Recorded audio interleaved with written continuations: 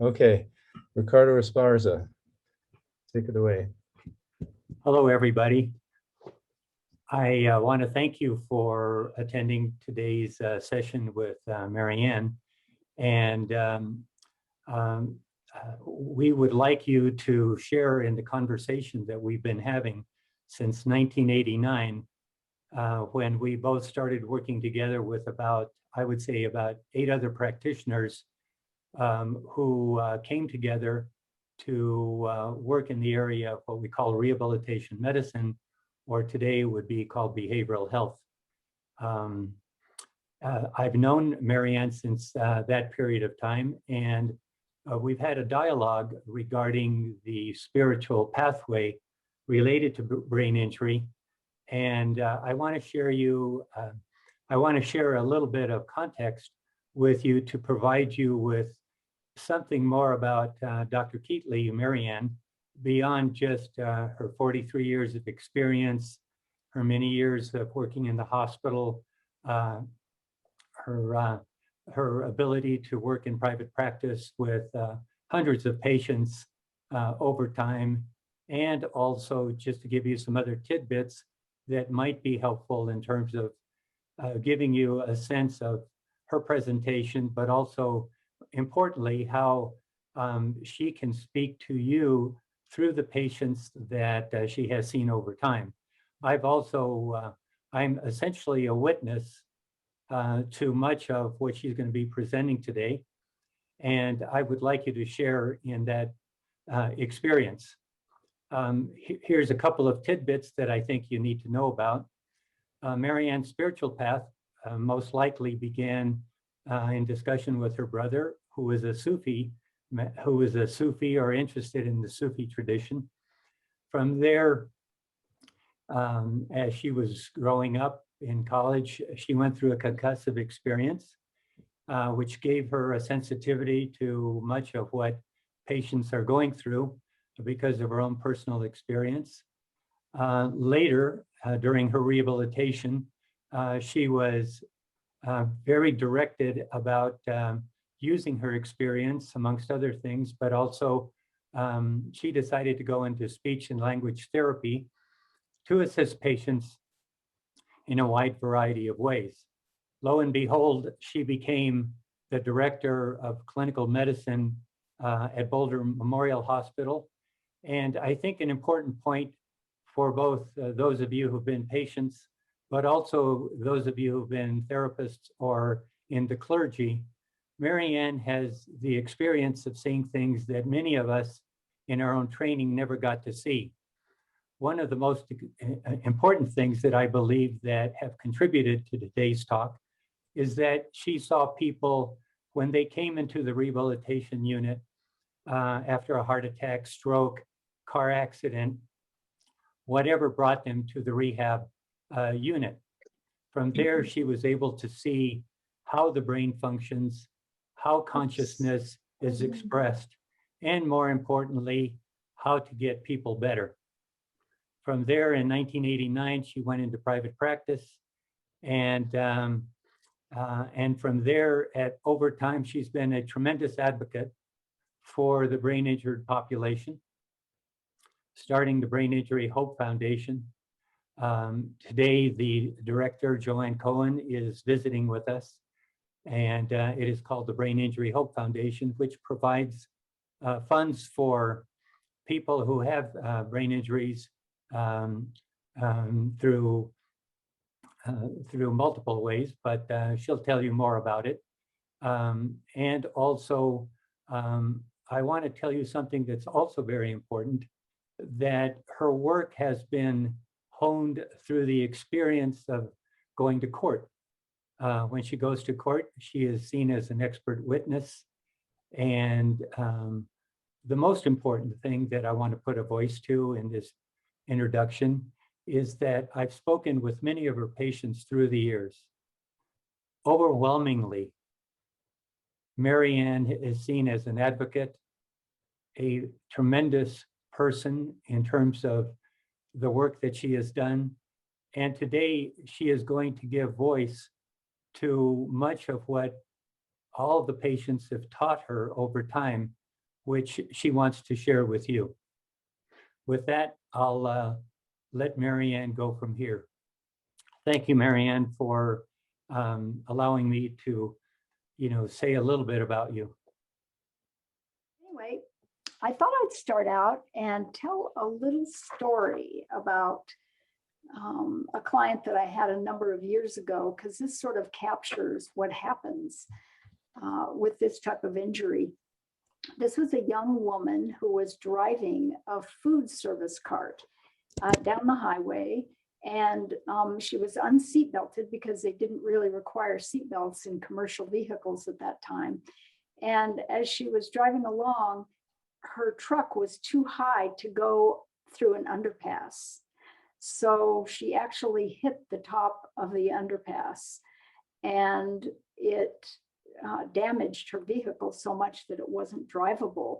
But there were other cars on the highway, obviously, and they called 911 and the EMTs came, and she could, at that time, she could remember her name, but she couldn't remember her birth date. She couldn't recall her address, but they checked her out. They looked at her blood pressure and those kinds of things, and took her directly to the hospital, feeling like she was disoriented and couldn't really determine things.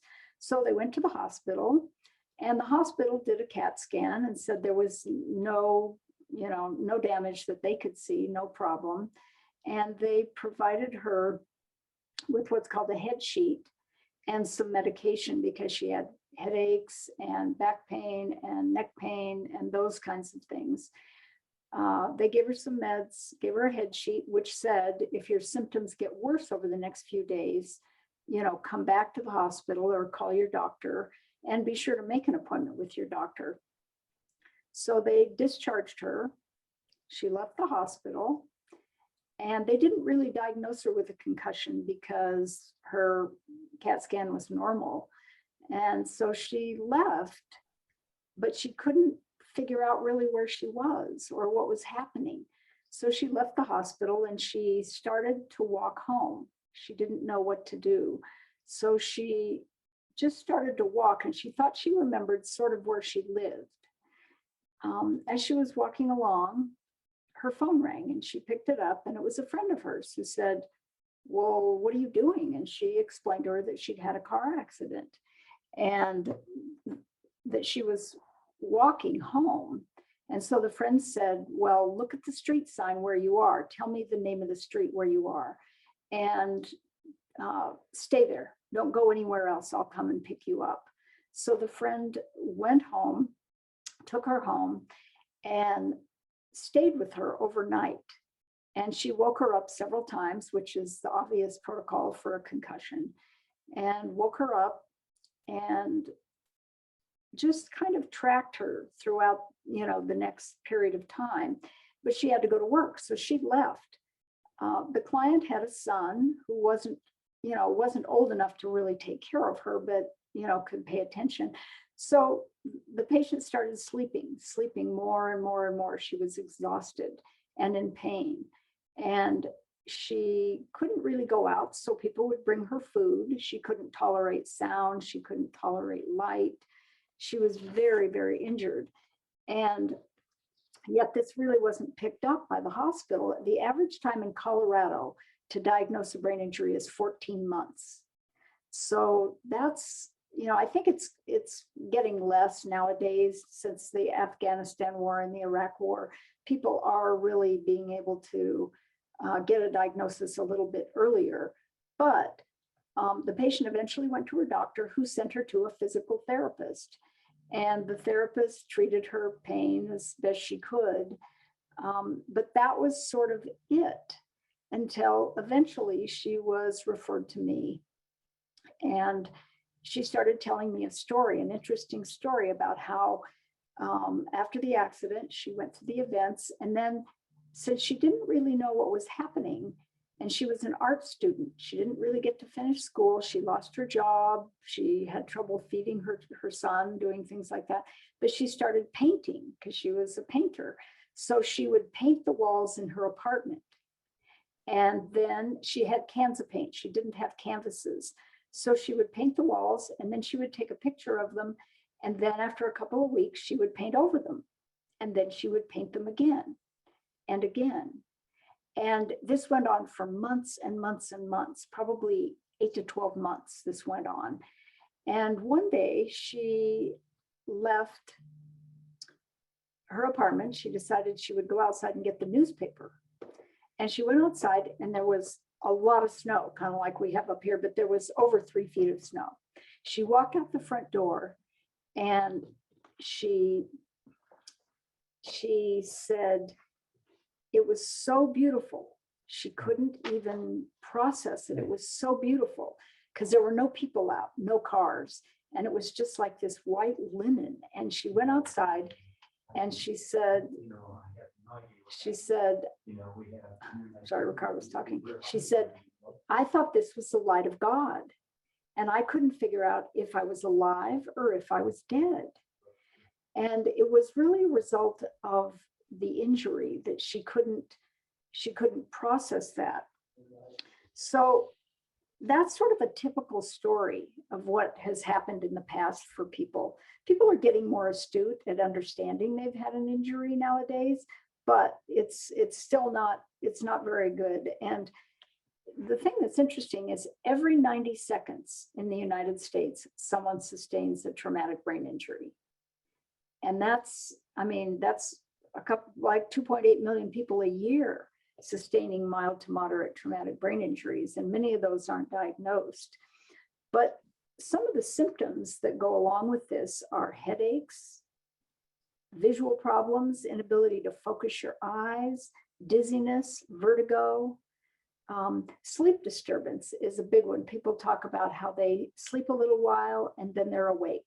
Then they sleep a little while, then they're awake. And they usually wake up, oh, maybe 2, 3, 4 in the morning, and then they're awake, wide awake. And what I've kind of explained to people, which is a way to get people to understand, is that,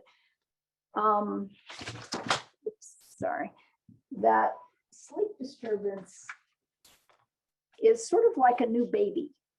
You know, how they wake up and then they sleep, and then they wake up and then they sleep for longer periods of time. But that's a very typical thing that you can explain to people who have had a brain injury. And by seeing people with brain injuries, you can tell them these things. There's a devastating need for counselors to talk with patients about these symptoms and what they've gone through. Increased fatigue. People are profoundly fatigued. There's an increased sensitivity to light and to sound. And some of the patients actually tell me that they can hear the lights. They can hear the lights at the grocery store. They can hear the fluorescent. They can hear electricity in their house. And that now it might sound kind of crazy, and they think they're going crazy. One patient told me just the other day, she thought that they were going to take her away in a straitjacket because she had these experiences that were very different. But it seems that people with brain injuries can actually hear other frequencies than other people can. And, you know, humans have a frequency range of about 20,000 to 20 hertz to 20,000 hertz, which is pretty remarkable, but it's even less on the telephone when we're listening. It's a little bit narrower frequency band. But like cats can hear 64,000 hertz. Bats can hear up to 200,000 hertz. So it's kind of like, why wouldn't we be able to hear beyond the 20,000 hertz mark, possibly, or hear lights or sound? So that's sort of one of the important things, is that there's a huge increase in sensitivity to sound. So physical symptoms are also joined with cognitive symptoms like memory loss. And it's a little constellation of symptoms. And that's one thing to remember with mild traumatic brain injury, is that, you know, even though some of the symptoms may not be severe, there's a lot of them, like memory loss, short attention span, inability to make decisions, poor logic and deduction. Like I had a guy who drove home after his brain injury and he bought a new sports car. And his wife put him right back in the sports car and took him straight back to the dealer and made him turn it back because, you know, they didn't have the money to buy a sports car, but that was what he thought. Also poor logic, logic and deduction, word finding problems. People can't think of words. They have very poor cognitive stamina. They become fatigued really easily. Impaired comprehension. One big factor is an inability to process information rapidly enough. Speed of processing is very slow. And so when you're treating someone with a mild traumatic brain injury, if you ask them a question, give yourself more time to just sit and relax and wait for them to actually process the question and then formulate the answer. When I worked in hospitals, after I would ask a patient a question, I would just count to myself, 1,001, 1,002, 1,003. I would count for a period of time because I knew that they were processing and I didn't want to interrupt them. There's a story that's kind of interesting about how long it takes to discover brain injuries, and that's the problem.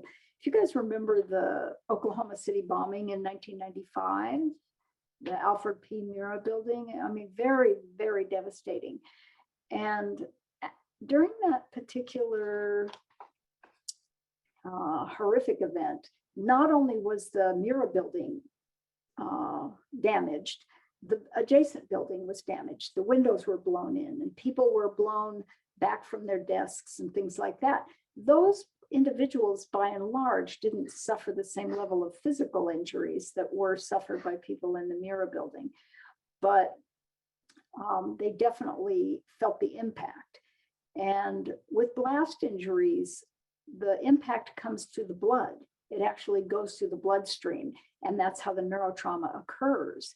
But these people didn't realize that in following the Oklahoma City bombing, people were given a stipend for treatment.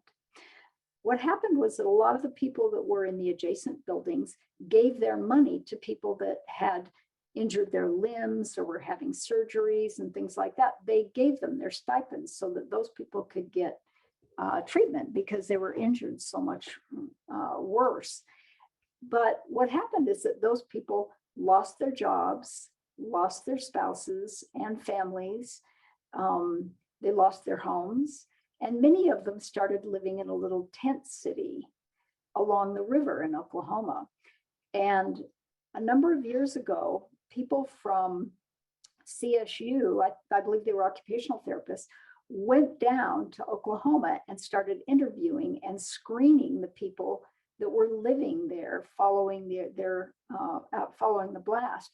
And what they discovered through their screenings was that a majority of those people that lost their homes, lost their jobs, lost their spouses, had had mild traumatic brain injuries that were never diagnosed. So this was a pretty devastating finding for people. But it is such an important message that we have to help people understand the nature of the injury. And most people, a lot of people don't know that they've even had a brain injury. They used to call them concussions, which led people to the belief that everybody would get better in about 30 days. What they've discovered is that it's not really true. About 15 to 30% of the people who sustain a mild traumatic brain injury have long-term symptoms. I mean, they go on for, the literature shows at least 8 years post-injury. And so that's a critical piece. In addition to the physical and cognitive symptoms, there's the emotional symptoms that go along, post-traumatic stress. There was an author by the name of Lawrence Miller in 1998, and he wrote a book called Shocks to the System. And it was about people who had had a mild traumatic brain injury and actually suffered what he called crypto trauma. And it was the trauma of having a brain injury. And some of it was because the neurons were injured and there was stretching of the axons, but people also didn't want to talk about it. They were afraid that people would think that they weren't normal because they were talking about having a brain injury. In the book he wrote, he asked really that we really help people discover who their new, what their new sense of self is following this injury, because they have a shaken sense of self and can't function as well and worry a lot about themselves. The next slide I was going to show you guys. Did you want me to go up and Right. try it? It's not, there's no internet. Oh, there's no internet. You guys, sorry, upstairs in this place. But anyway, I'd like to, bring up some points okay, here. go ahead. I have some discussion points that I'd like to bring up for the group and also for Marianne. You've spoken a lot about, first of all, a lot of the physical type of complaints. Mhm. One of the things that we know about brain injury is that, especially if they've been involved in a motor vehicle accident, or if people don't know very much about a brain injury, or if they don't have a practitioner who speaks the language of brain injury, the first part of the injury is a tremendous blow to the person's sense of self, because from the start, as you know, many times other people don't believe that the person is severely injured. As you know also, that the first manifestation that those of us who see patients, we see them when they have physical problems immediately. So Marianne, I guess my question for you is, what do you see when the body is affected so quickly that everybody's attention is on the physical rehabilitation of the patient? They're not believed. And then out of that, this is the real question, how does the sense of spiritual self start developing from physical problems? Well, my opinion about that is that the suffering is so profound for people. They're in pain. I mean, imagine having a headache 24 hours a day, 7 days a week. And many of these patients, that's their headache cycle, 24 hours a day, 7 days a week. They wake up with a headache, they go to bed with a headache, they can't sleep well. And I think the physical suffering is so profound that people oftentimes begin to seek a spiritual path in order to get through the physical pain and manifestation. It's hard. And the thing about this injury is it goes on for years. The first 60 to 90 days is a period of rapid spontaneous recovery where people get better quicker. But if they aren't better within 60 to 90 days, they're looking at least 18 to 24 months and sometimes 5 to 7 years before they're actually doing better. So it's a quite long-term injury. And I think the suffering brings around the spiritual path. Okay. I want to comment also on something regarding the cognitive symptoms that you brought up that I believe is very important for those providers who are working with the patients who've suffered a brain injury. I've always thought that it was ironic that the way we're classically trained is to ask people what their problems are. And immediately the therapist is in a very delicate situation because we're asking the patient to tell us what's wrong with their brain in an indirect way if we don't know that they've had a concussive experience. But basically we're asking them to reflect on a damage that is at the micro level, and they really can't see it. So by the process of testing and the other things that you do, can you comment on what is it that you see at the cognitive level that may even be more important than the physical injury itself, in terms of how it contributes to getting on the spiritual path? Well, cognitively, being unable to use your brain is very frightening for people. It's very scary not to be able to think or process information or manage information the way that they need to. People make mistakes. They overdraw their bank accounts. They, they can't make an appropriate decision. And pretty soon it's so frightening that eventually they have to turn this over to a higher power, or to, I mean, if you're living with someone who will help you, that's great. But many people I find are, living independently, living alone. And so it's pretty scary to people. And I think that also causes people to turn more to a spiritual path. I'm thinking of running up and getting some colored slides. I can't show them to you on the PowerPoint, but I was going to talk a little bit now about brainwave patterns. And this is how you see this with traumatic brain injuries a lot of times, is their EEG patterns are off a little bit. And so delta is the brainwave pattern that we are in when we're sleeping. It's 2 to 4 hertz. So if you think like a radio dial, like if you're turning the dial down or turning the dial up, you'll get a different frequency pattern. It's the same thing with the brain. When you're sleeping, you're at about 2 to 4 hertz. The state between wakefulness and sleep is 4 to 7 hertz. And that's called theta, or hypnagogia. That's a state that people who have mild traumatic brain injuries, and even potentially more severe injuries, stay in a theta state. They feel like they're out of it. They talk about being out of it, like their head is in a cloud and then the clouds are going to lift up.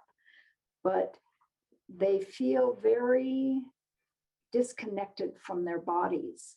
And that's called theta. And so you can explain that to clients, that a lot of times that's the state that their brain is in. And it's a healing state for the brain. So the brain stays in that state, trying to heal itself, trying to close it down so it can get some rest. Above that is alpha, which is if you're reading or your eyes are closed and you're thinking, you're in alpha, which is 8 to 12 hertz. And beta is about 15 to 18 hertz. And that's when you're really thinking and your brain is working. So when you're explaining to clients about their injury, it's good to kind of explain to them, it's a little bit like a radio dial. When your brain is healing itself, it's in a lower frequency state, but that's a state that's oftentimes associated with dark things. Like people will tell you they see carloads of skeletons and things like that. That's what they're seeing a lot of times when they're in a theta state. We did a study, I was thinking about this, we did a study a number of years ago where we were asked to go down to Mexico and measure the brainwaves of people swimming with the dolphins.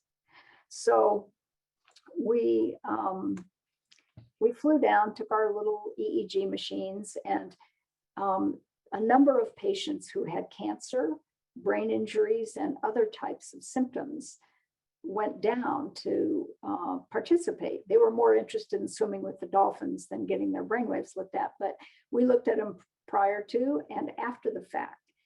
And it was very interesting because dolphins, I hadn't realized this till we went down to do this little study, but they have huge prefrontal cortexes. And so they produce a lot of alpha waves, which is 8 to 12 hertz, which is a little above where the people who have brain injuries are functioning.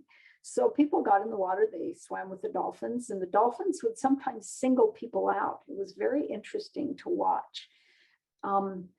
But when we measured their brainwaves after they swam with the dolphins, a lot of times their brainwave frequencies had moved from theta up to alpha. And there was one patient in particular that went on this trip, and she had been so sensitive to light and sound. She couldn't go into a restaurant. She couldn't do anything. But after she went and swam with the dolphins, she found herself to be about 50% better. And I mean, before that, she'd worn sunglasses all the time, wore a hat, just couldn't tolerate any light or sound. And after the fact, she actually improved a significant amount. And so she started going to different places to swim with the dolphins. She went to Florida, she went to Hawaii. And eventually she got well enough and she opened her own healing center. And it was funny, I looked her up last night because I hadn't talked to her in a long time. She came back to my office like 10 years later and said, hey, I opened my own healing center. And so I looked it up last night and it's a big center. She really moved into a more mystical path and used her brain injury and her recovery to give hope to other people and talk to them about resiliency. And it's an odd story, but it was pretty much brainwave related. I don't know if you guys can see this on here because I don't have my PowerPoint, but I'm wondering if you can see that. Can you see? Oops, I guess that's not going to work because it's backwards this way. But what I was trying to show you, you don't have to read this, but this is before treatment from a brain injury. This other one is after treatment. Okay, so what you can see here is that the person's theta waves are really quite substantial and high, but they're beta waves. We only did two things: beta, thinking, theta, hypnagogia. And before treatment, that's what they look like. Following cognitive rehabilitation and brainwave treatment, you can see how their theta became suppressed and their beta became enhanced, and they could really think after that time. So those are some important little factors about how you can look at brainwave patterns.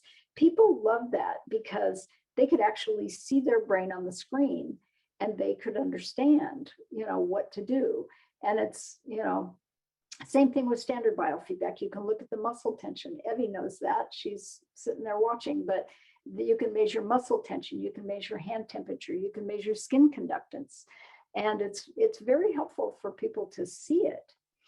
I did a little study over a number of years. After I saw hundreds of patients, thousands of patients, I decided I wanted to know what they were thinking after the fact. So I started asking people two questions.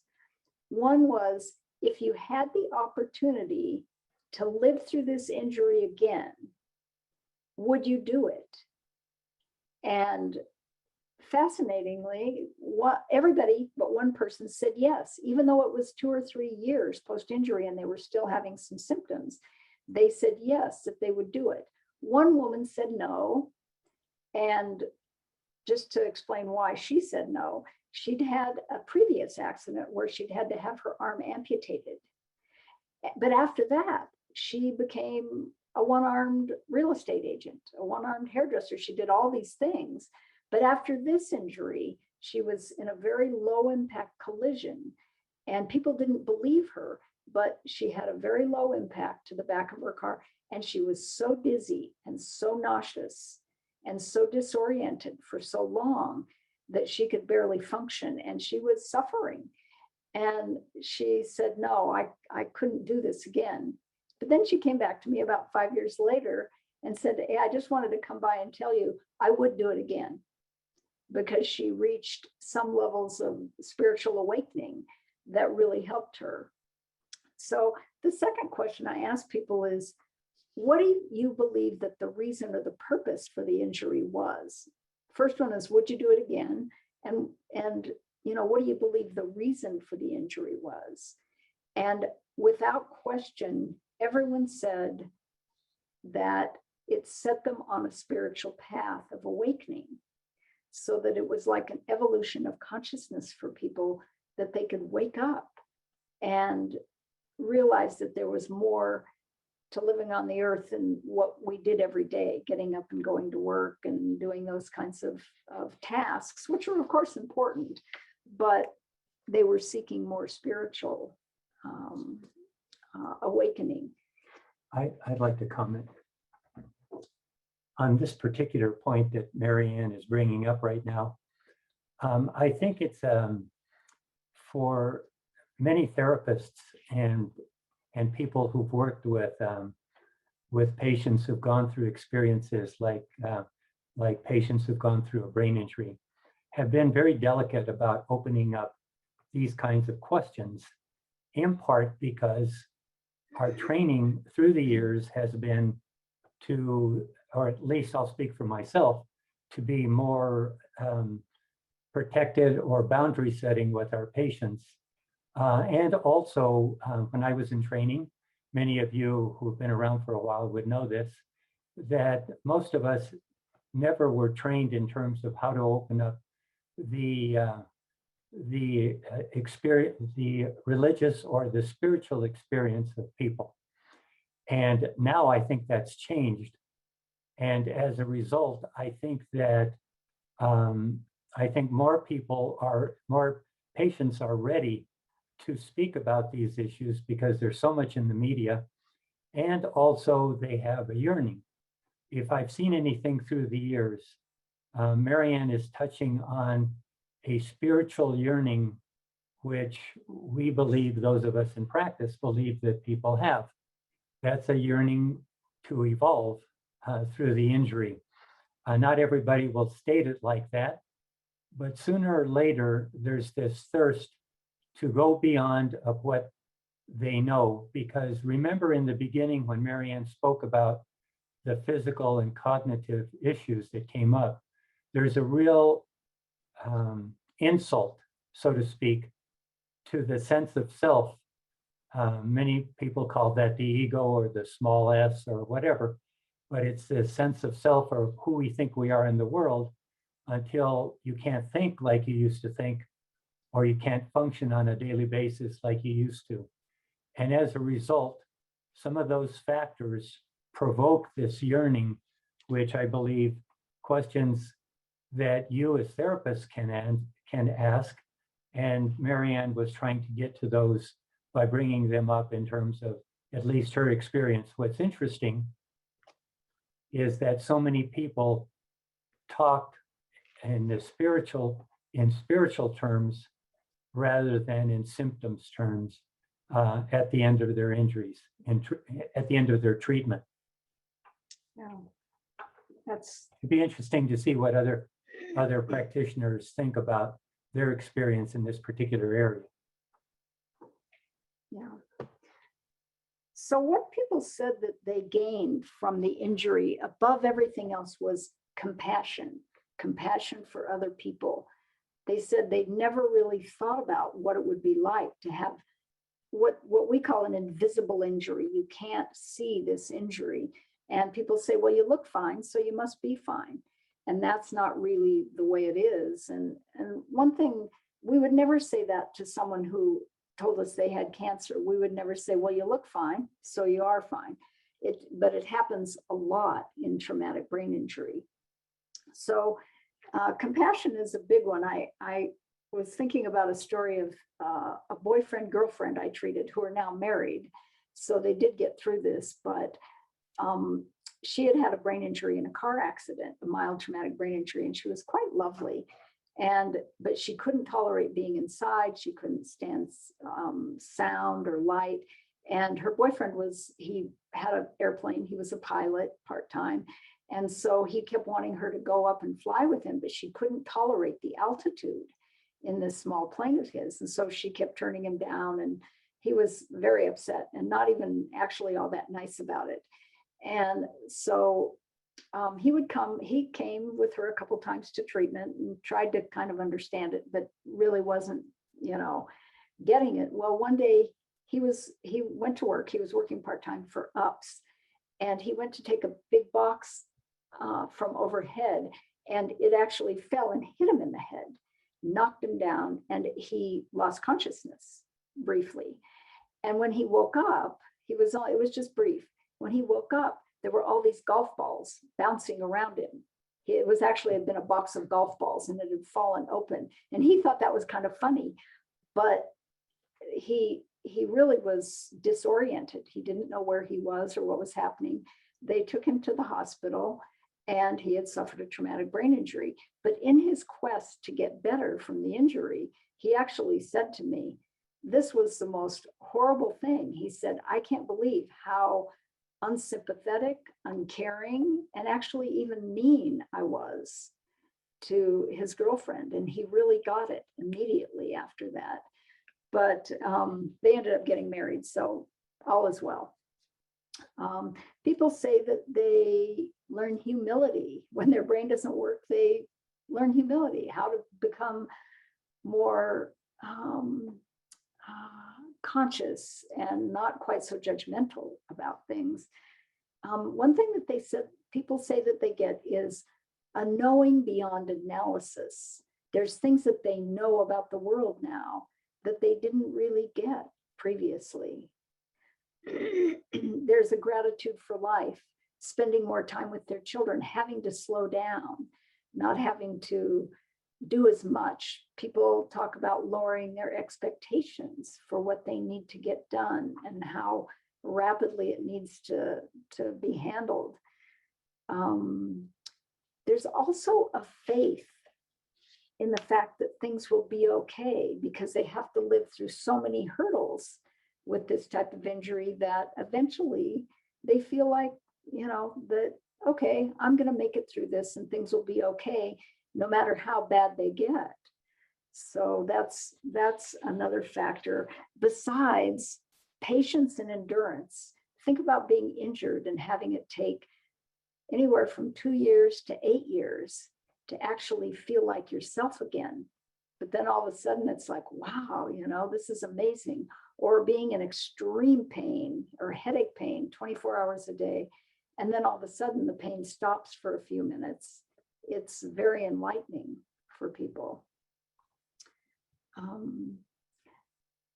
There's a whole list of questions here. Do we want to answer any of those questions, or? Let's open it up for some. Shall I take a look at that, Barry? I think you're good to continue. Okay. Yep. All right. So one of the factors that as practitioners, it's really important to keep in mind is that it's an invisible injury and people can't see it unless it's a more severe injury. If somebody's broken their arm or something like that. Oh, I've had so many patients say, I wish I could wrap some gauze around my head so people would know that I've actually been injured. But it's important to talk to people about the neuroplasticity. And people say, well, how's my brain going to get better? Because I've read that once the brain gets injured, nothing can be done. Well, that's actually not the case. We all have heard neuroplasticity, but it's important to remind people that, like, even though our brain weighs about 3 pounds, it has 1,000,000 billion neurons. And even though some of those get damaged, because in a mild head injury, you get what's called a crown effect. You get damage all around the brain. But a lot of times you can recruit stem cells and things like that, different parts of the brain that haven't been totally injured. You can recruit those and they'll start working. And the neurons in the brain actually only have around 3 degrees of separation from each other. So one neuron can talk to another neuron quite easily. And that's how some of the improvement happens. Also, like hyperbaric oxygen treatments are very helpful to people because it will sort of rebirth little stem cells that have been damaged or aren't really awake. It'll get those going. And I've seen quite dramatic results from people who have done 40 sessions of hyperbaric treatment. Also talking to people about resiliency. In the beginning, many clients are in denial. They'll come to me over and over and say, well, I know now people think I have an injury, but how come I'm okay some of the time and not okay some of the time? Well, that's because the brain becomes fatigued and it closes down, it shuts down. It's actually called the camera shutter effect. When the brain is working and it's open and information's coming in, it's fine. But when the brain fatigues, it closes. And then people don't really get input of information. They don't comprehend information. They can't hear it. It's problematic. So I think explaining that to people so that they can move out of the denial phase and into the phase of, okay, I understand I have this injury, but now I'm going to do things to get better from the injury. So resiliency, and I really have a lot of appreciation for how much people go through and how much work they do on themselves. There's also heightened creativity that occurs. I've had patients who have become painters, authors, kind of famous cooks. One of them actually was a counselor herself. And following her injury, she started writing recipes, publishing them in the New York Times. And then she got a spot on Martha Stewart doing cooking, specific kinds of cooking. And she's written a number of cookbooks, and then she started writing children's books, which was very cool. That was fun. Another client became an author, and she's written movies. She's produced movies, which you can actually access online. She wrote a book called Love, Tapping into Your Creative Self following her injury. She actually had 2 injuries, and it's quite common. There's this very significant amount of people that they'll have one injury followed by multiple other injuries, brain injuries. Not their fault. Sometimes they run into a kitchen cupboard. Sometimes they're rear-ended multiple times. It just seems to be the nature of the injury. But the creativity is pretty amazing. And you know how it is to be a therapist. Clients will start bringing you information. Like one client brought me the book called, it was called The Evolution Angel. And it was written by Michael Abrams. That was his pen name. His name was actually something else. But it actually turns out, I read the book, this client brought it, and it was about an ER physician. And he'd gone through multiple crises in his life and finally got down on his knees, went outside and prayed to God and said, what is it that you want from me? What do you want? And so he decided he was going to go to medical school. He told his parents, I'm going to medical school. And they said, that'll never happen. But he did. He went to medical school, became an ER doctor. And he wrote this book called The Evolution Angel. And then he wrote another one. And it was strange because I had a client who had a brain injury, and she actually left a candle burning and burned down part of an apartment building. And in that process, her cat died. But she was so upset and she couldn't seem to really understand what to do with that. So for some reason, I just had the inkling that I should tell her about this book. So she tried to get it, couldn't get it, tried to get it again, couldn't get it, went to Barnes & Noble or one of the Boulder bookstores, and they said, well, okay, let me call the publisher. So they called the publisher. Publisher got online with her on the phone and said, well, where you live? And she said, well, I live in Boulder. And he said, well, why don't you just go over and pick up a copy? The doctor lives in Boulder. And so she went over to his house and he gave her the book. And he was actually in a painting phase of painting portraits and pictures and things. But he gave her information that helped her close the loop on, the event and why it had happened. And Michael Abrams named something else, actually. He worked in the ER, and when people would pass away, he would sit by them and he would talk to their souls after they left. And he would say, is there anything I can do for you? And sometimes the souls would say, no, I'm up here, you're down there, I can take care of this. But he would get a fair amount of information about what, things that the person believed and, the spiritual, mystical experience following their death.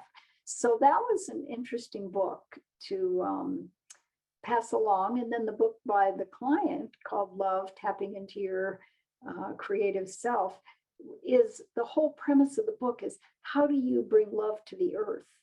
And she had made CDs with meditations, and the book it won huge awards. And that was what came from her injury. So I guess that's more the resiliency piece and the heightened creativity that occurs. Another thing that I think is really important that I hear about a lot are near-death experiences. People leaving their body, sometimes unconscious at the scene, not really knowing whether they're alive or whether they've passed over. And there's actually the International Association of Near-Death Experiences it has a chapter in Boulder, and it's very active, and they have many online things, and that sometimes is helpful to clients. It's called IANDS, IANDS. Another thing that I think therapists can really help patients with is the post-traumatic stress disorder that occurs following the injury. Clients a lot of times will say, well, what's the big deal? I got hit at 10 miles an hour. I shouldn't be having this fear of driving or this fear of, I had people who wouldn't walk on the sidewalk any longer. They were afraid to actually walk on the sidewalk because they were afraid they would be hit. Even though they had been in a car accident, it carried over to other parts of their life. And I think explaining to people about the sensory experiences, some of the veterans I've seen, they smell the diesel from the buses, and that throws them into a post-traumatic stress response. Or also loud noises like backfire from a car. One of my clients, I remember, he had been in the Vietnam War, and he'd had a car accident following that a number of years later, and he had been fine. There hadn't been a lot that was coming up, but then he went to Phantom of the Opera, and there's a very noisy part in that play where it's kind of shocking, and he actually jumped under his chair. His wife was like, what's going on here? But it was a post-traumatic response to what he had witnessed before.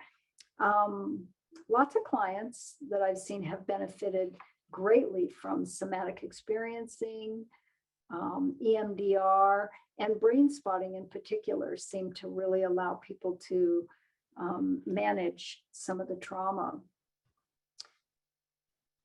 One other thing that I think is so critical is the grieving and mourning process that people go through following this injury, and having counselors and psychotherapists that really understand the grieving process and can walk them through that so that they can develop their new identity. It's quite important. Sometimes I've wondered if people with brain injuries aren't really the only normal people out there, because their worlds slow down and they have to have quiet, and they have to have decreased light, and they have to manage things in a much less rapid way than other people. Just an observation of mine. From some of the things, Marianne, that you have been sharing here in terms of compassion for others, things to pay attention to, not only for therapists and those of us who are working with patients, I think it's important also that we hear from you regarding these are all what your experience has been with individual patients over time. Right. You've seen the evolution of the injury, and you've had a place in that. You've also experienced something that a lot of therapists never see. A lot of therapists never see, psychotherapists never see what happens in the future. You've seen a lot from the beginning of the injury to when they eventually graduate from rehabilitation. That doesn't always happen in counseling. People move on for whatever reason, and we don't get a sense of really what happens down the pike. So I want to raise that as an important issue, that you've seen things that a lot of times we don't see. The other thing that I think is important, and I know that if there's anybody here who is the spouse or the significant other of someone who's had a brain injury, you're wondering, will anybody say something for us who don't have a brain injury. That's what I'm doing right now. I'm bringing up the fact that this is a tremendous hit in the relationship. You can try and minimize it. You can try and rationalize it. You can do all sorts of things.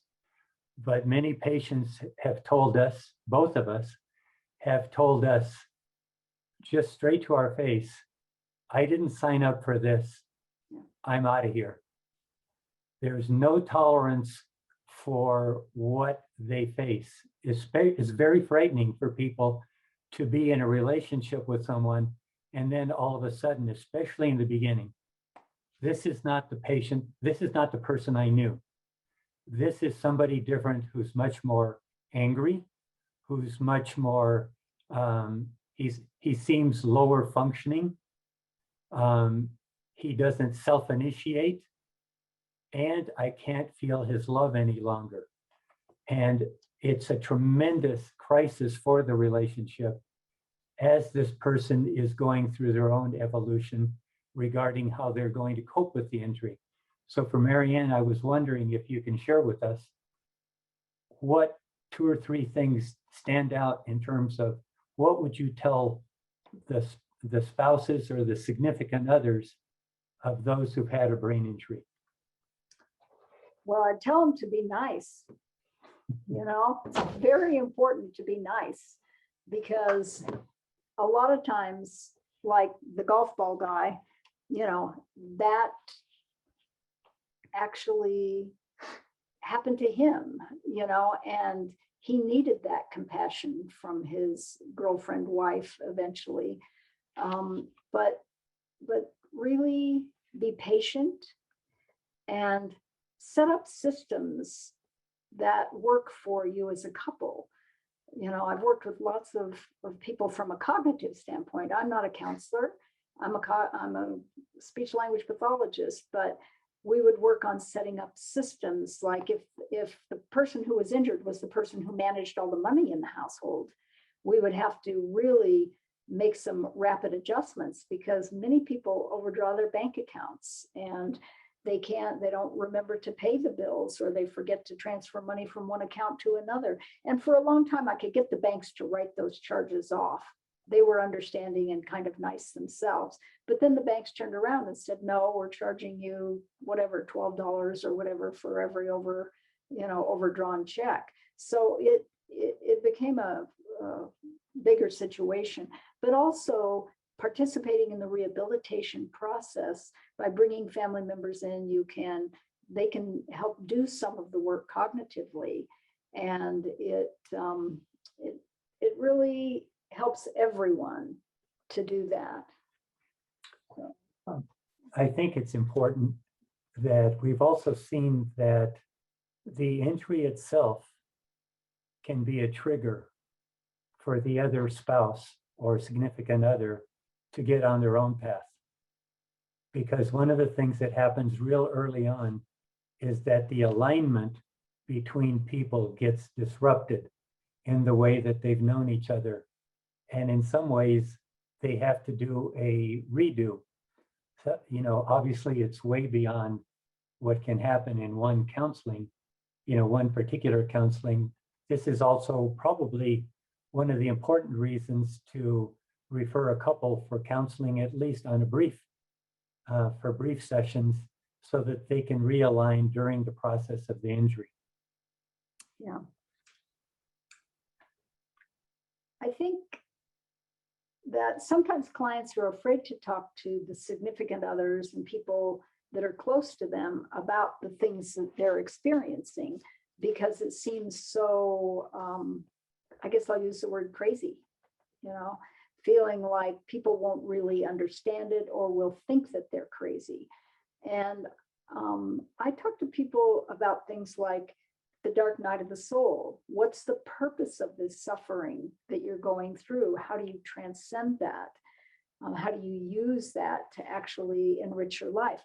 And I can tell you, there's a number of people, I see the names of some of the people that I've seen over the years, and those people are participating. They're for the good of others. They're volunteering. They're making things happen that are just, I mean, beautiful out there in the world.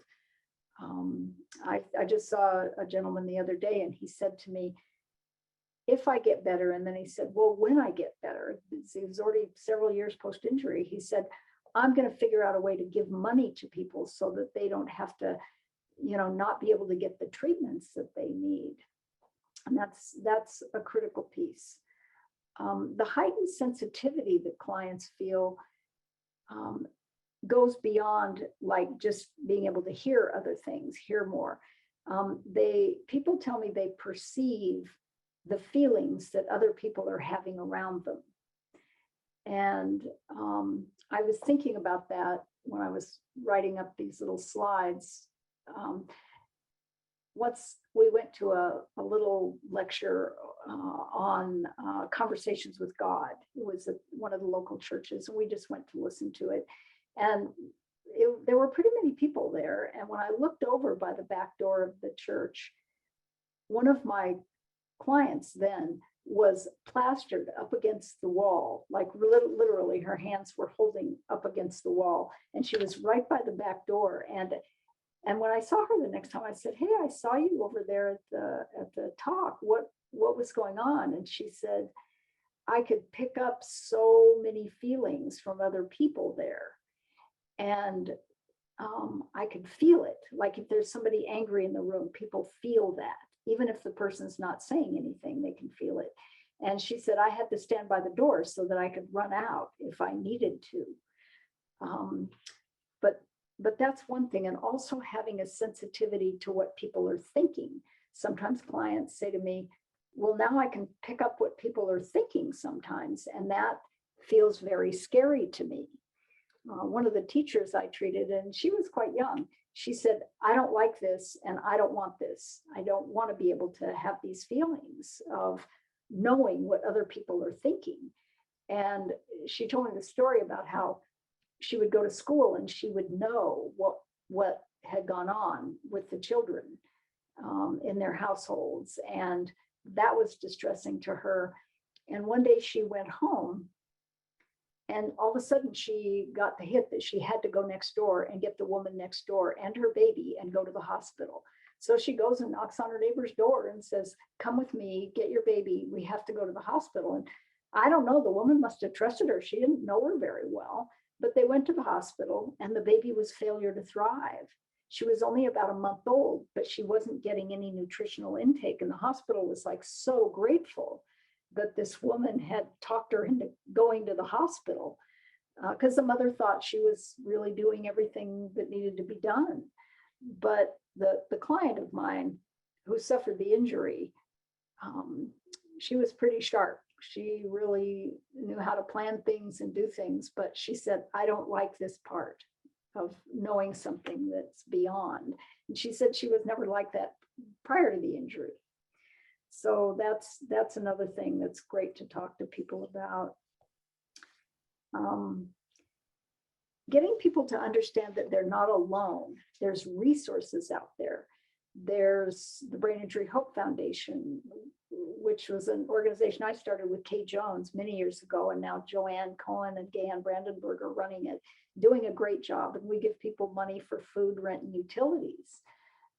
So they're just small stipends, but it gives people a lot of hope in terms of making it through. The Brain Injury Association of Colorado has case managers, and they can give some funding to people. So that's another resource that people in Colorado can use. But as professionals, I was thinking the things that can be done that really help clients out is to start out by modifying your environment. Like if someone comes in and you realize they've had a brain injury, a lot of times those people have sunglasses on or like wear a baseball cap or, you know, just be real sort of agitated and delicate in lighted situations by turning down the lights, like turning off the overhead lights, using lamps, turning off anything that has sound, fountains, music.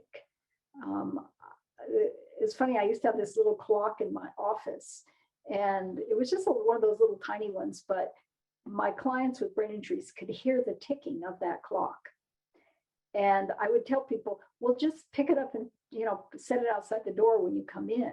And just by giving them the permission, they would do that. I mean, I never used overhead lights, but, it's something that needs to be thought about a little bit. Also, modifying the counseling process is really helpful by giving people time to respond because their processing is slower. Asking questions in a way that allows people to save face and process what they need to, giving people breaks because they become very fatigued. You can say, gosh, we've been at this for, 30 minutes now. Do you want to take a little break, for 5 minutes and then we'll pick back up. That's really helpful to people with brain injuries. Educating people about the elements of brain injury is so critical. I will send this slideshow to Barry again, and you can take a look at it because there are slides that cover these factors, and you can have them in print if you're seeing people with brain injuries and talk to them about, some of the different factors that occur, like neuroplasticity, how long the healing time is, how they can work with professionals too. Part of it's their job to go in and tell people. I tell my clients, we're not mind readers. We don't know everything you need. So tell us. We're more than happy to make the adjustment once we understand that. Tell them about energy allocation, like doing a little bit, taking a rest, doing a little bit, taking a rest, rather than trying to do 20 things in a row and then having to go to bed for 2 days because it causes such cognitive fatigue. Also, giving them lists of community resources that are helpful for brain injury. That's a big one. By recognizing that people need practical assistance with activities of daily living, balancing their checkbook, filing papers. Out at the East Boulder Rec Center, there used to be a program called Piles to Files, and they would send people out to file papers and help set up systems. It was so great. Not sure now after COVID if it's around, but it was really so helpful. And then the other thing is using patient stories as guideposts about people who get better. I can honestly say to my clients, you will get better than you are, and you may get dramatically better. And I've had people tell me that they're better than they were, right after the injury. I mean, even before the injury, they're actually better. They can do things that they couldn't do. They learn strategies, they learn skills. So I think that's important. And just validating the process of recovery and giving people hope that they have resiliency, they have brains that can function is just a really a gift. It's a gift to people. So I wonder if we can open up the conversation now and have people participate. Yeah, that's great. I just want to thank Ricardo for being the discussant and butting in and helping add the clinician's point of view. I'll start by just throwing out a question, a comment and a question, which is I've been very humbled to work with brain injury clients because we'd like to think we know it all, but we're always learning. And I've learned so much from my clients who have had brain injury, and it's a continued learning. In the old days, I used to wonder about what it would be like to have ESP and extrasensory perception. And now, after working with folks, I think, well, it's not always a blessing. There's also the downsides, like you were pointing out with fluorescent lights, which is kind of a familiar, but kind of old school because we're getting rid of all our fluorescents now. Now we're LED everywhere. But in addition to that, I want to ask both of you to, if you have a comment, is what to say to a head injury person who feels alienated from the rest of the world because of their extrasensory perception. For example, someone who is sensitive to radio waves and cell phone towers and things that's part of our culture that's never going to be going away anytime in the short term. people who can't tolerate big crowds or being in a big lecture hall because of the environmental impact, those kinds of things. So I would like to hear from both of you, and also open it up to other people on this Zoom who are on the receiving end and on the giving end, who are clients and who are therapists who've tried to address this themselves.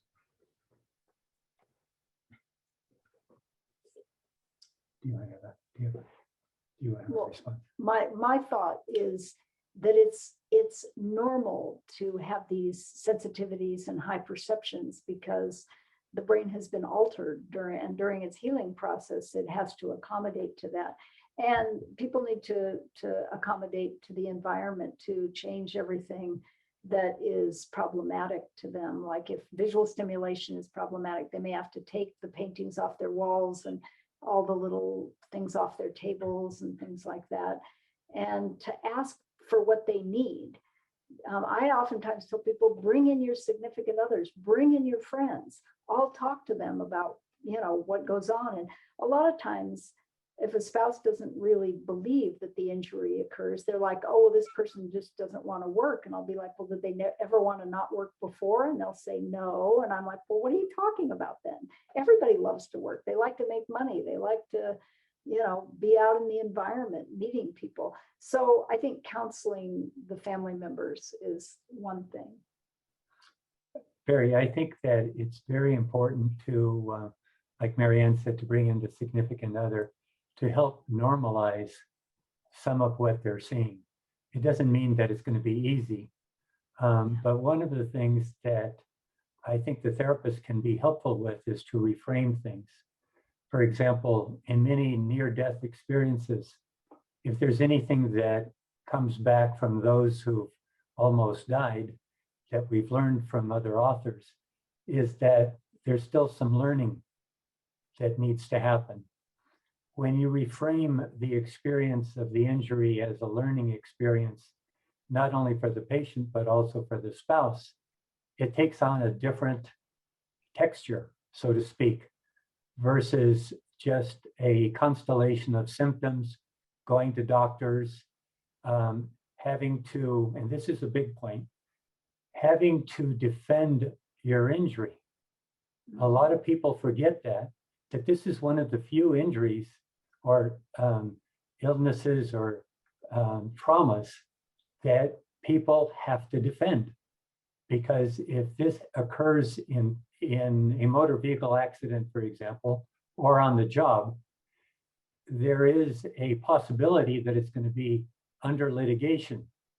And so from the very beginning, the patient is in a compromised situation.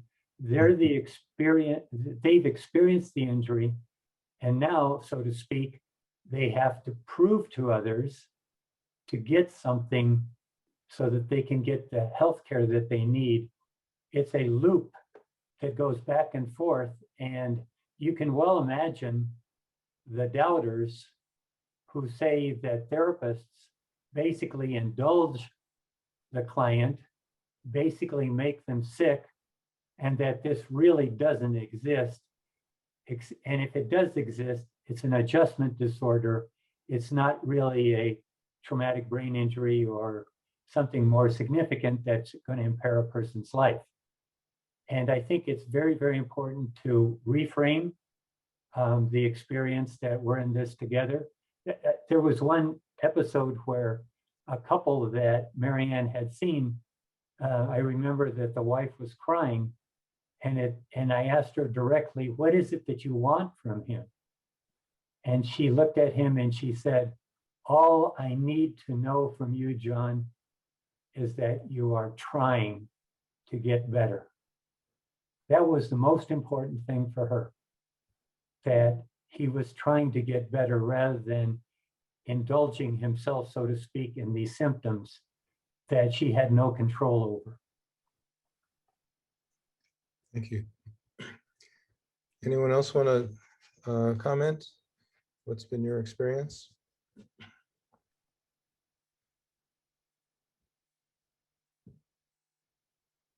Feel free to unmute yourself and join the conversation. Hi, it's Sandy.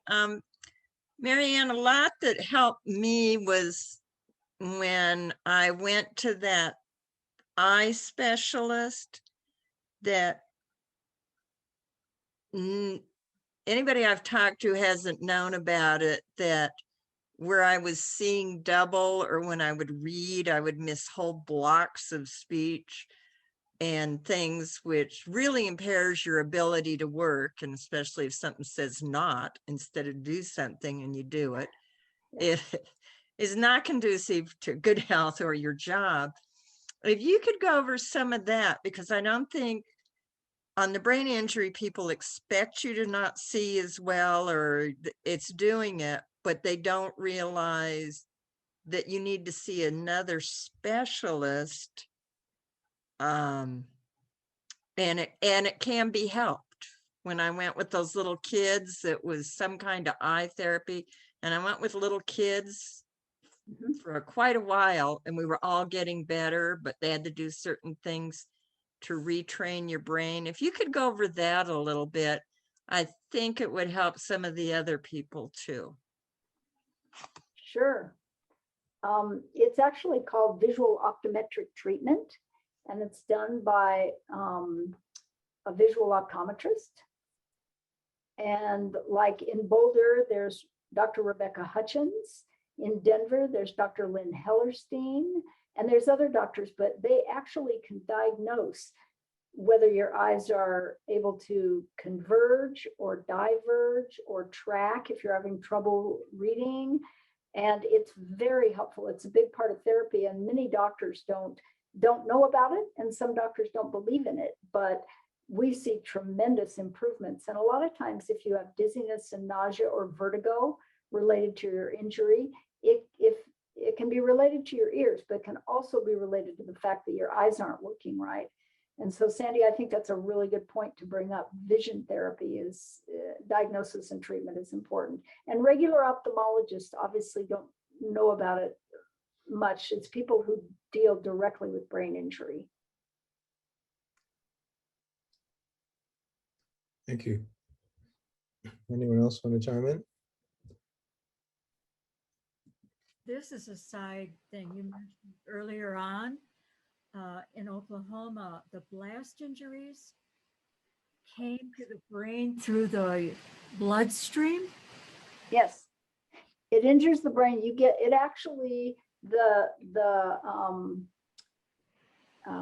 sound waves are so profound during blast injuries like IEDs and things like that, that it actually goes through the bloodstream, and that's what causes the micro traumas to the brain. Shearing, yeah, shearing of the axons. I mean, that can occur that way, but yeah, it's in the literature. It's quite interesting. Thank you. Yeah. Hello, can I say something? I'm Elizabeth Summers, and I help out at the Brain Injury Hope Foundation. I was a patient of Mary Ann's, and now I write the blogs. We are having a survivor series next month. These are free and they're webinars featuring vision therapists. And my vision therapist has helped me so much. I put his name in here, Rick Morse, because he takes Medicare and Medicaid. But please sign up through the Brain Injury Hope Foundation. It's free, but you have to register. And I'm so looking forward to it because vision therapy has helped me so much. I'm still going through vision therapy. So please join us. I just wanted to tell you that. Thanks, Elizabeth. Hi, I turned my camera on. Hi, Okay. Mary Ann. You and I worked together a very long Long time ago. Yeah. I am 24 years post-injury. I'm Wow. still doing treatments and just graduated with my master's in applied psychology and counseling. All right. To be a part of helping Great. in the world of brain injury. And Congratulations. thank you. I was very excited to see you speaking, for one thing, and the topic, because my spiritual awakening happened while I was being put in the ambulance. Spirit told me 3 different things that would come to be true in my healing. And it was also a touchstone. It gave me something to touch in the midst of living with physical injuries and pain for 10 years, as well as the cognitive and all the other challenges that come with it. And when you mention the side effects, the positive side effects of having a brain injury, I can relate to all of them, especially the sense of compassion and understanding for suffering and wanting to be a part of easing suffering and bringing more love to a world that I think is craving a sense of meaning and love. So thank you. And hi, Ricardo. Haven't seen you. Thank you. Small world. Yes. Carol, would you be willing to say something a little bit more about what your experience was in the ambulance? Sure. The spiritual experience? Sure. So I got hit by a drunk driver going somewhere between 70 and 90 miles an hour from behind. I didn't see it coming. And I came to a place when they were putting me in the ambulance that I realized I was on the verge of panicking. And I had been teaching workshops as a spiritual and business coach on the law of attraction and this belief that everything is cause and effect. And I realized I had a choice. I could panic or I could pray. And so I decided to pray. And I said, Spirit, I believe we're co-creating this.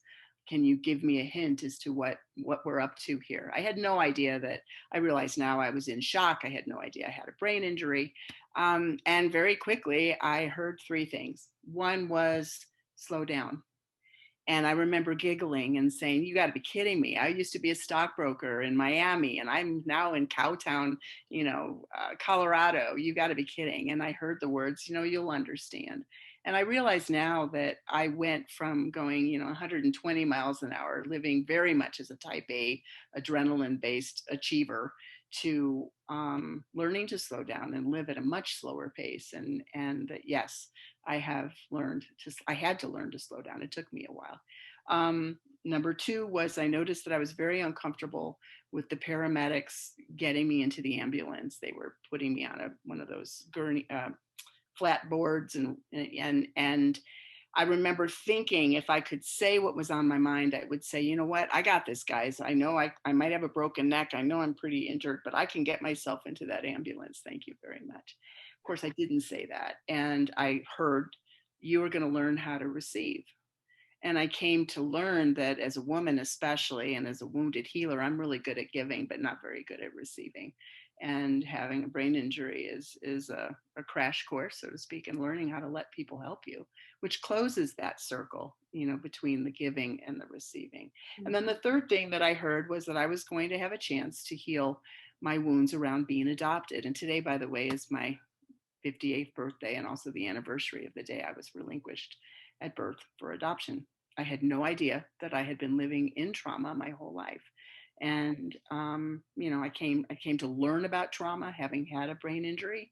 And, I had no idea what that meant at the time. I thought it was pretty cool and chill and healthy with my adoption.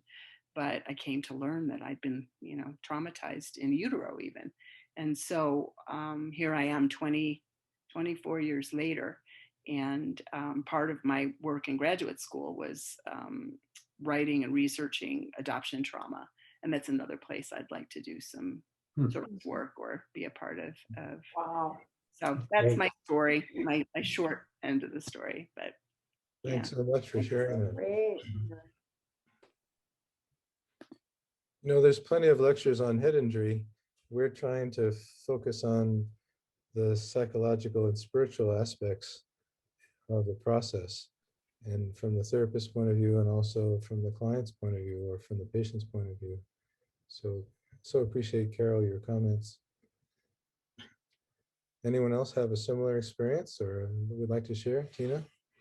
So I was just sitting here listening to all of this, and I'm thankful for the invitation to be here today. One, I resonated with so much of it from being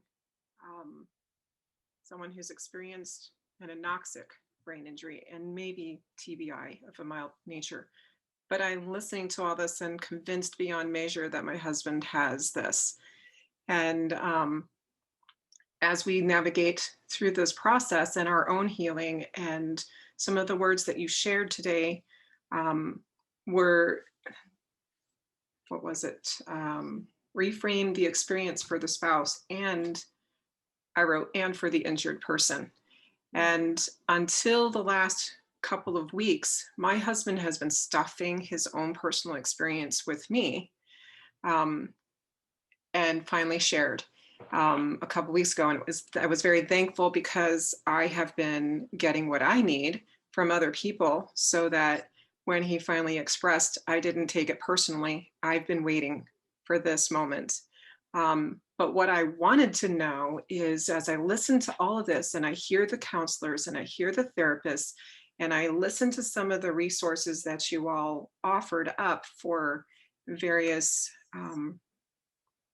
organizations that can provide assistance or information or guidance, do you find that there are people doing retreats who will bring therapists together and the injured folks together and the spouses together, and actually have an offering of breaking out, so that, I mean, I know that there are conferences, but I mean, where there's actual time to heal and to start this additional process of moving people from being in the stuck state of trying to heal to connecting with others in a removed place outside of therapy. And maybe because of COVID, we can't do it at a place, but is there anything online where you bring this kind of healing therapy together in a retreat type setting for a weekend, and you allow the drawing to be experienced, and you allow these other things to be expressed and shared, and you have a breakout room for the caregiver, and you have a breakout room for the person who's in therapy or encountering this? I guess I'm sitting here just asking because I've experienced so many different facets, but then there's not really this place where, you know, it's a quieter, restful, restorative point in the midst of all this stuff that we're doing. I don't know if I'm sharing that well. I think it's a great question.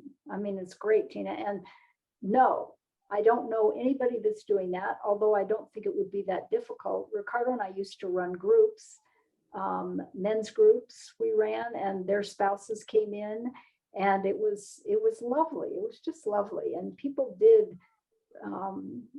really find a lot of recovery during those time periods. But do you have any ideas, Ricardo? I don't think that I don't know of anything in the way that you've described it. However, the Brain Injury Hope Foundation has had, you might want to look at some of what's gone before and some of their speakers. I believe, and maybe Elizabeth can bring this up. I don't know how much is archived, but I think that you would see at the minimum the presentation that Marianne and I did in terms of the effect of this injury on couples.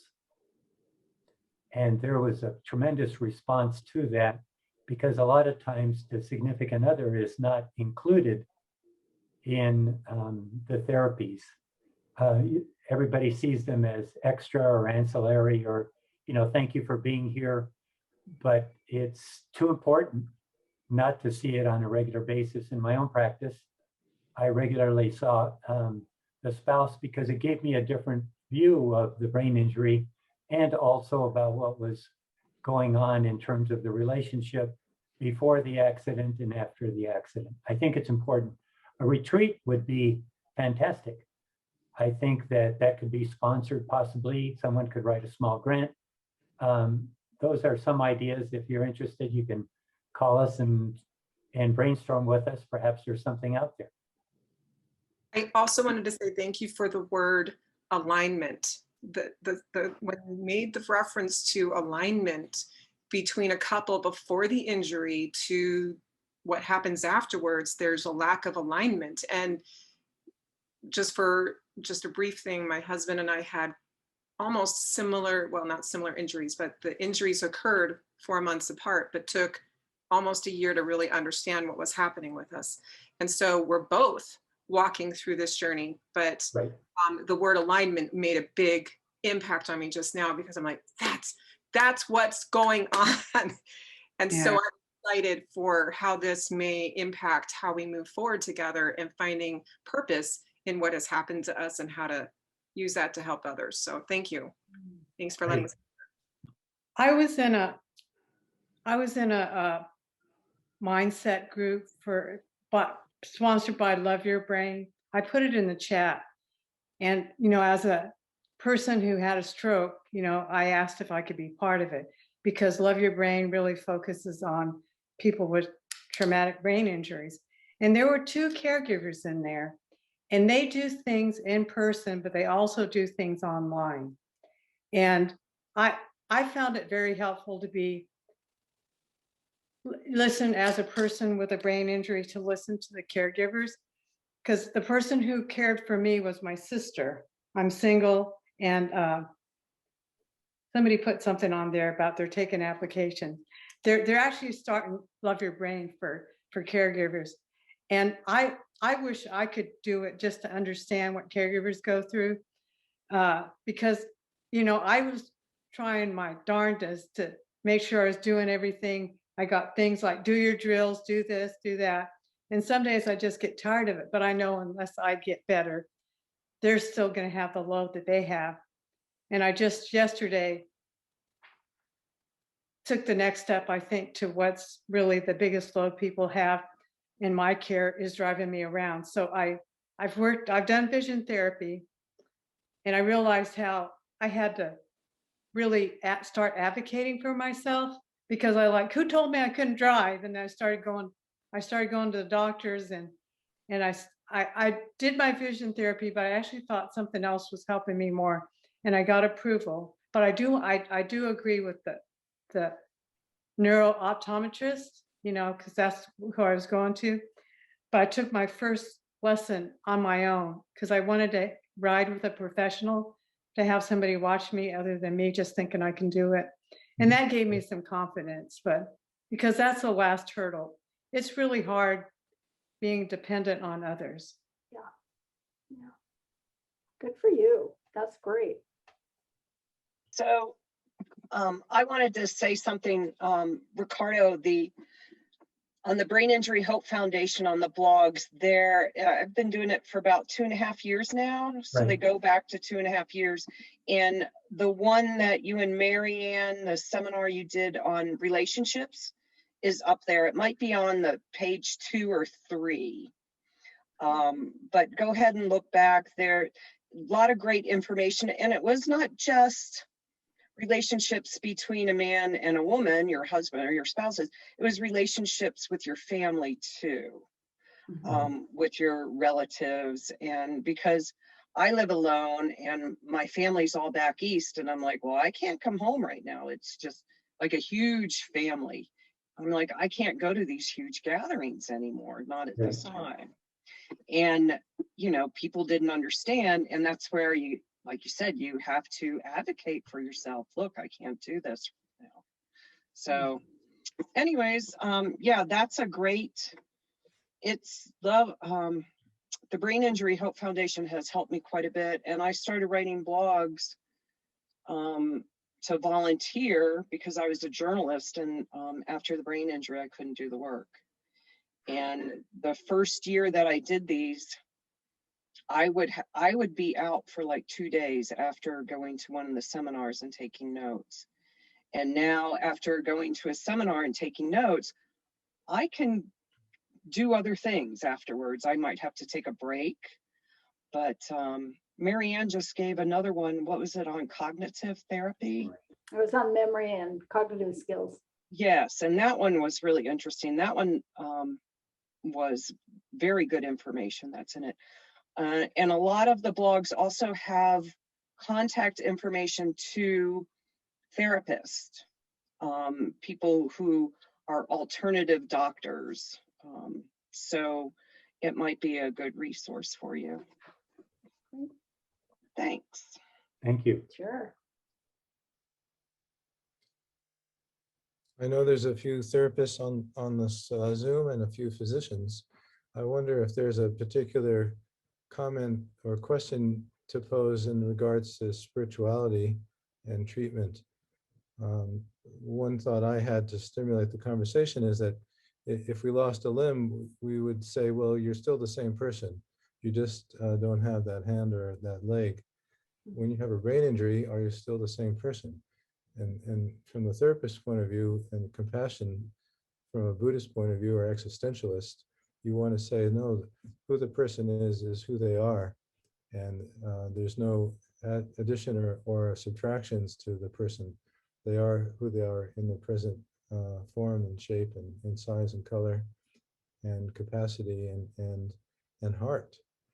And so bringing in the spiritual stuff is sometimes we get too focused on the clinical part and noticing the disability part rather than appreciating the person's wholeness, the person, who they are, and attempting to consider erasing the boundaries between ourselves and the other. Yeah. So anyone have some comments or thoughts in that regard, or piggybacking on that? What comes I to do. mind? Go ahead. This is Sandy. After I had my brain injury, then I remember saying to my sister, what if I lose my ability? And it was for the spiritual, because my mother had passed. And during that time, Linda, my sister Linda, would find her talking to people, and she goes, what's mom doing?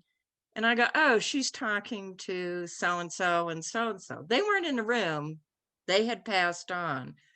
But my big fear was in that I wouldn't be able to see angels and spirit guides or hear them anymore. And that was extremely concerning to me, yet to therapist I went a couple, 3 times. All she ever asked me is, how do you feel about this? And it was like, I can't function at work. I can't do this and that. What are we going to do? But they never wanted to hear about that change. And so instead of going the other way, mine was going like that, like I wasn't going to have any support or do anything from my angels and spirits. And that was, like I told her, what am I going to do? What if I can't do this anymore? And I didn't know, there's really nobody you can talk to, because it's either, okay, do you have a headache, or how do you feel about it?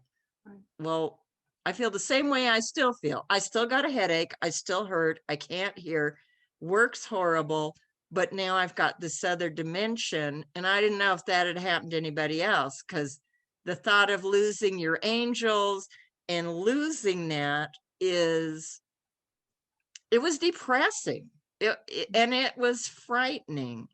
And so that was part of this on the spiritual thing for me, because that felt like it was sucking a lot out of you, and you didn't have those protections anymore.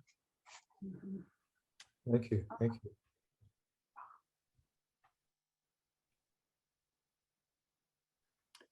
I think one of the things that comes up, Sandy, from your observation is that part of the role of the therapist, I think, obviously we all know this already, is to provide some structure or some process that provides safety. With experience, you get that, and you get hopefully better at it by feedback that clients give you. One of them is, of course, them coming back. But I think one of the things that's important that you're touching on is the importance of the therapy providing hope. I think that gets lost or assumed, that everybody knows, or at least believes on some level, otherwise we wouldn't be in the business, that there is some hope about getting better. Unfortunately, we always don't communicate it to the patient. We're hopeful for them by hopefully our demeanor, what we say, our encouragement, our advice, homework, you name it. but to really, really believe it, it's a validation. That's the word that I think I wanted to share with Tina, that it's a validation. The therapy is a process of validation that no matter what, how crazy you think you are with this injury, how crazy the attorneys make you feel, how the system is turning you over, how the doctor is flipping you upside down, you name it. Someone has to be there that's sort of like a buoy, that's there with you, bouncing around with you, but not being taken out to sea. I think that's very, very important for patients who've had brain injuries. They need to know, I'm not crazy. You mean I'm not crazy? No. There's a big difference between injured, hurt. All of those words have different meanings. That's why it's important that everybody share with us what do they mean, so we can use the vocabulary that is meaningful to you, not our clinical work. Even the word mourning, does mourning, MOURNING, really capture what you're going through? Certainly depression is too encapsulated. It's so quick, we do it so quickly. Part of that is because we're pressured to come up with diagnoses so it can be coded, so we can be paid. Do you understand that? So that's part of the system pressure on us. But our job is to, once again, move that pressure away from you and get you to talk to us about what has this injury really meant to you. If it means mourning, tell me what that means. Mhm. It reminds me of when I was 6 and I lost my great-grandfather. And I never saw my dad cry until I saw, that's what that means. So do you see what I'm saying? I can't tell you how often in therapy a client or a patient has been talking to me, and all of a sudden, without any rehearsal, they are taking me back to an important energy experience that happened in their life in the past that's totally relevant in the present. The mind doesn't forget. It's amazing. Thanks, Ricardo. We have a few hands up. Tina, do you want to jump in? So I thought Martha was going, but Martha's passing. oh, okay. So one of the things that, as you all were talking, I wanted to bring up was, in this process of therapy, one of the things that I've experienced is a timeline, right? And I thought, wow, this was a really neat experience where we timelined my life. And we were going to do EMDR, and we were going to go into the time when my heart stopped and when it seemed like everything changed. And there's something amazing about our bodies that protects us from a memory we don't want to go to. But I knew I needed to heal. And so having done the timeline, I was looking for something that would allow me to connect before what I couldn't really remember and what was happening in the present and that had happened after. And so in the course of the timeline, I looked and I went, what comes up over and over? And so for me, sorry, this is a little lengthy. I'll try to make it really short. But for me, it was a certain person had the power to cause harm and injury to me prior and after. And so rather than going into this moment that I can't remember, other than an out-of-body, near-death, not here experience, I chose something that I could bridge the gap between, and maybe it would help me to at least heal, because it was about trying to merge before and after. The long story short, the process of EMDR is still ongoing. I don't know if I would ever do it again. If I had the opportunity to turn back the hands of time and know now what I've learned, I don't know if I would go back and do it again. In 20 years, I might be able to say, that was a turning point and I'm really glad I went through it, but it is not something that is a once and done deal. It has ongoing long lasting consequences. And so I'll just speak to that for just a second. But then this timeline that we did that was about my life, that we kind of went back in and we pinpointed, is this healed? Is this resolved? Is that, and things are falling off of here now, so it's not as complete. But what I wanted to bring up about it was, as you were talking about people who have shared their experiences before, it would be really neat if therapists allowed timelines to be built, not necessarily like this, but the client builds it and the therapist builds it as well, because then there's this ability to track and see the progress that's being made. And while this was about my life and being freed from some of the traumatic experiences, I was just sitting here going, wow, wouldn't it be neat if at the beginning of a journey in this, you could have something like this personally and as the therapist to pass along to the next therapist, so you could see the progression of what's being healed. And so that the person who's in the moment, who is the patient or client or whatever you want to call them, we get short memories because this healing is taking place, but we don't remember because the brain keeps the score of the pain.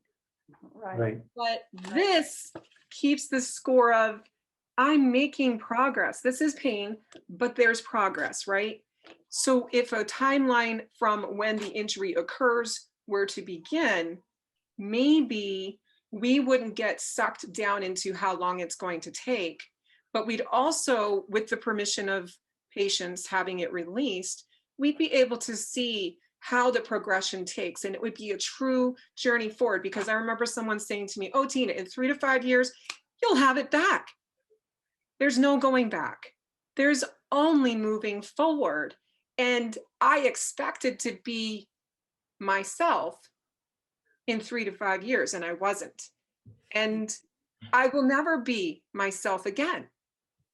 Now I can accept that. But man, what a journey. And people's words have power to empower us on our journey. And I think the therapists I encountered did the best that they could. There were some that were much better than others, but I think between the doctors who initially saw me, to the therapists who eventually were I was referred to coaches who have shared their journey, and I'll mention Natalie Kelly, and I can't think of her. She does coaching, and her website has just empowered me. We're running out of time. So I'm sorry. Okay. So anyway, I just wanted to mention this as a, hey, just please, thank you guys for being available and willing to help us go further, help us heal and help us heal our families. And thanks. Sorry for talking so much. Thanks for your comment, Tina. Yeah, thank you. Marianne and Ricardo, do you have any closing comments before we end this session? I don't. It was great. I mean, I loved all the comments at the end, and sorry my slideshow didn't work. I think it would have been a little easier for people to see the progression through my conceptualization, but hopefully people got the information they needed. I will post the slideshow, the slides that you prepared. Yeah, I'll figure out a way to get this webpage under this session. Yeah, thank you for coming. Yeah. Actually, I like the fact that the slides didn't make it today. Because to me, I was hoping that this was more of a conversation between all of us. So we can differ and we can move forward. And this is part of the alignment, so to speak. But I really feel that that this conversation could continue, and all of you have a tremendous amount of wisdom and experience that we could gain from what you've gone through. But not only that, I just want to reassure you that this kind of work is not for the faint of heart. Yeah. You don't enter this realm unless you're willing to also let something in you change. So once again, we want to thank all of our patients through the years who have spoken. I can't speak for Marianne, but I'll speak for myself, that have allowed me to continue the promise of something that I shared with them in the beginning of therapy through the years, that I've borne a witness, I'm a witness to their experience. And that's my job, to pass on what I have witnessed. So hurry up, you guys, we're in semi-retirement. You know, we need all the help we can get from other counselors. So Carolyn, I hope you're hearing, you know, you need to go and recruit some more folks here. All right, so thank you all. Thank you, Marianne. Thank you, Thank Ricardo. you. Thank you all for joining us. Come back next month. Interfaceboulder.org is where the information is. Take good Great. care. Thank you, Barry. Thanks, everybody. Bye-bye. Bye.